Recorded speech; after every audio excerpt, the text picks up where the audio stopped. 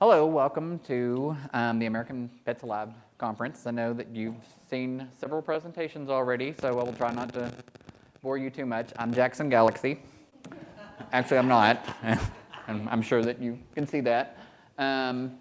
So we're going to talk about off-site catteries, and I'm going to give you a little bit of the history. And what I am hoping that you are going to learn here today is how you can go wherever you are from and duplicate what we have done and save a lot of kitty cat lives. So, easiest way to start with this is at adoption events. Again, this is going to be part of the history. When I started with Ausitn Pets Alive, we had no locations. I mean, we seriously had none. And we would do a weekly adoption event from a PetSmart. And just from doing that, you know, we saved hundreds and hundreds of animals. So the adoption events are the easiest way you can get started. When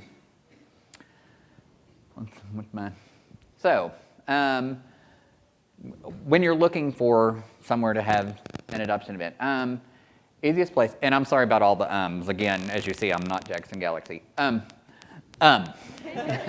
So we would go to stores, PetSmarts, Petco's, different places, and we would kind of check out the store. I don't know, that sounds a little cheesy, but you know, and even talk to the managers of the stores and, you know, so what is the foot traffic like there? What, you know, how busy is this store? And so then we would try to see, well, when would be a good time to have an adoption event? Because, you know, it doesn't make sense to have an adoption event when there are no customers. That's just stupid. So we would figure out when the peak hour for us, weekend adoption events, we would usually do Saturday, sometimes Saturday and Sunday. The peak hours we feel are about 12 to 6. You'll kind of get a lull in the afternoon where you won't do a lot, but at the very first is usually pretty busy and about 4 o'clock. So you're going to need to figure out when you're doing the adoption, the basic things like your adoption fees are going to be what? And what paperwork are they going to need to fill out? What questions are you going to ask? What process are you going to do? And of course, you're going to need medical records because people are going to want to know, you know, if there is any issues, what are the issues? And so when you're looking to make contacts with the store, if there's nobody around, ask to speak to the store manager. They're going to be willing to speak to you. And if you explain how an adoption event is not only going to make them look better to the community, it's also going to increase their sales. They're going to have a returning customer if they adopt from you. So this is, you know, a big benefit to both you and them. And you want to make this if you explain what a great partnership this can be and how you're mutually helping each other, most stores are going to want to jump on this bandwagon. The other thing, when you're doing, each store is going to have, company I should say, is going to have its own set of policies of what they will and will not allow. So you'll need to find out, is that going to work with what we're doing? So you've talked to the pet stores, you have your event planned, you want to make it fun. As you see, we do all kinds of crazy little flyers. This is actually from last year's, not this year's, Valentine's Day. So you decided which store you're going to do. You need to determine what about the animals that you're going to adopt out? What is the age requirements to come to this event? We don't do cats under 6 weeks old. They do need to be spay or neutered, and most of the pet stores are going to require that they are spay or neutered before you bring them in anyway. Are they currently vaccinated? Most stores are going to require that. We microchip, so you want to make sure that they're microchipped and you can make sure the right cat, once in a while, there might be a mix-up. And are you going to have special needs kitties? Unfortunately, a lot of the stores don't want you to have special needs kitties at these events, but we do ringworm events that we do at our main building, and we do adopt out FIV cats. So you need to, decide what are you going to do about that. So the supplies you are going to need, pretty basic. I should have a display and I don't, but 6-foot folding tables you can get at Walmart, and probably, you'll have volunteers or friends or somebody that has some of these things.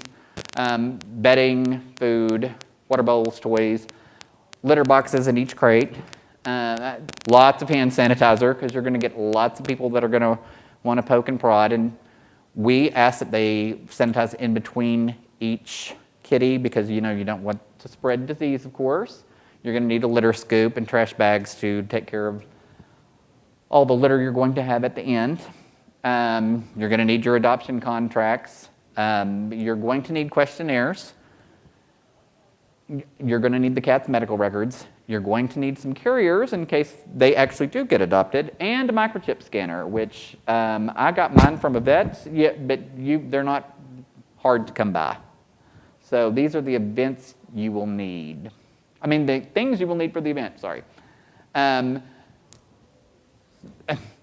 determining who you're going to allow to adopt. You're going to have, what we've done, everything was volunteer-based, especially when I started. There were very, very few full-time employees. So we relied heavily on volunteers. But who are you going to allow to volunteer? Do they know your adoption policies? You want to make sure that they're totally in line with what, for instance, of course, I'm sure all of you are horrified about declawing. We wouldn't want someone to be doing an adoption who is okay with that when we're not. So you want to make sure that they're in line with your policies. Do they know how to screen well? And are they a matchmaker? That sounds a little cheesy, but there are people who, oh, this cat is beautiful, blah, blah, blah, and they might be a great adopter, but wrong cat. Just so you want to make sure that they're good at that. And can they tactfully reject applications? We don't have to do that a lot, but yes, we do. We do that. And that can be tricky, and there's some people that are just going to be mad no matter what. In all the years I've done this, I've only had one person really, really get irate that, actually, wanted to go out in the parking lot and fight. That's very rare. You'll get people who will not take it well, but the last thing with your adoption, whoever's helping you with these adoptions, are they actually cat people? There's a lot of people who love cats, but they're not really getting, the nuances of the cat world. Do they understand about the folded back ears, or, what the body language of the cat? So when we have an event, we want to make it an event, not just, a boring run-of-the-mill. This one is from Halloween many years ago, with Kristen was there. That is actually in a mall, unfortunately. And of course, we do Star Wars. Any event, we do all kinds of themes. We've had everything from our ringworm event with Harryless Potter to you name it. Always the major holidays, we'll have a Christmas event, a Valentine's, whatever, 4th of July events. We always do things like that. So you want to make it fun.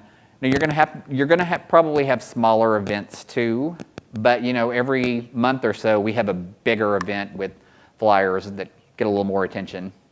And again, promoting your events, we want flyers, any social media outlet that you have as a resource, please use. Craigslist has been actually great about getting people to come to events. So these are all tools that you can use to promote your event. So then we're going to talk about off-site adoption centers. These are going to be permanent adoption centers that are ran 7 days a week in the pet stores. So things to consider.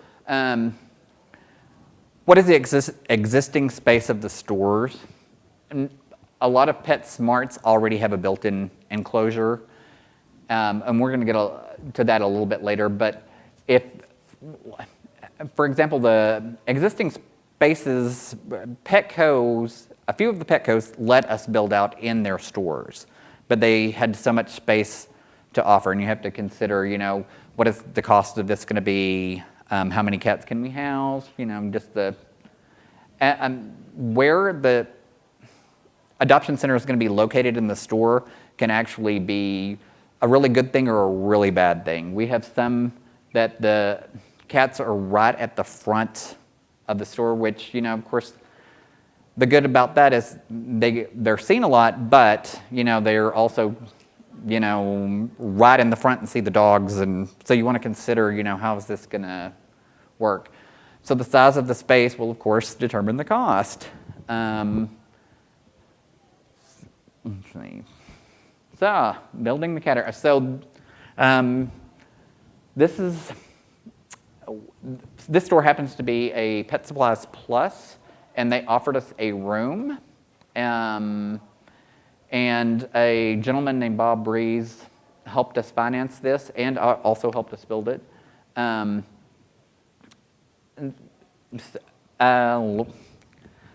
thing with this, I'm sorry, I'm getting stuck here, y'all. When this was presented to us, we needed another offsite because all our offsites were totally full. And the easiest thing about, or the way to start with this is when we first started and I had met this gentleman and he had agreed to finance this cattery.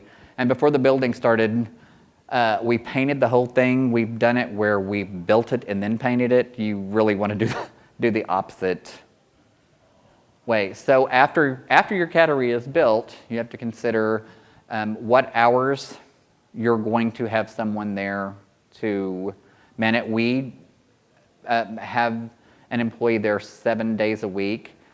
For us, let me backtrack a little bit. So also considering what are going to be the peak hours for adoptions. You don't want to have your adoption hours in the middle of the day when everybody's at work. That doesn't make any sense. So for us, it's 4 to 8, which isn't, you know, the great. It might be a little better, but you have to consider, you know, when the store is going to have its most traffic. And okay, so who can do adoptions? We only let our employees do adoptions. Some of the stores will want to do adoptions for you. We personally don't let them because sometimes, you know, they're trying to make a number, and that's good and great, but, you know, we want to make sure the cat goes to the right home, not just, you know, be a number in your adoptions for the year. So when you're scheduling staff and volunteers, we always do 4 to 8 on Monday through Fridays, 12 to 6 on Saturdays, 12 to 4 on Sundays. But again, that's going to depend on, you know, your store. But that's what works for us. And keep in mind that some weekends or some weekdays, depending on what is going on here, unfortunately, we have, when UT football is going strong, we just don't have adoptions, you know. So that's going to fluctuate depending on what's going on. So this was the grand opening of our adoption center at Pet Supplies Plus. The gentleman in white holding the plaque is the gentleman who funded that. So we had a grand opening, and again, trying to make it festive and make it a theme, and you know, you always want it to, for something bigger, you want it to be fun. And so it looks like I'm all ready to the questions. So any questions?